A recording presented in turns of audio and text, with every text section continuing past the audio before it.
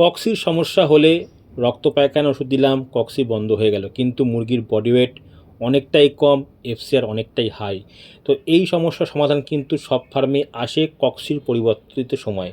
তো কি করলে এই সমস্যার সমাধান হবে? বন্ধুরা, কক্সি হয়ে যাওয়ার পরে বা কক্সির ওষুধ খাওয়ানোর পরে আপনারা 5 দিন ভিটামিন এ ও বি কমপ্লেক্স একসাথে সকালে বা সন্ধ্যের জলে, এখন গরম, সন্ধ্যের জলে খাওয়াতে হবে। পরিমাণ: ভিটামিন এ 1000 মুরগির জন্য 100 ml, ভিটামিন বি কমপ্লেক্স 1000 মুরগির জন্য 200 ml। এ দুটো আপনারা জলে অবশ্যই খাওয়াবেন। দেখবেন কক্সির পরে মুরগির চেহারা অনেকটাই ভালো আসছে, পাখি রিকভারি হচ্ছে। আর রাতের জলে দেবেন অ্যাপেল সিডার ভিনিগার, সারা রাতের জলে 1 লিটারে 1 গ্রাম।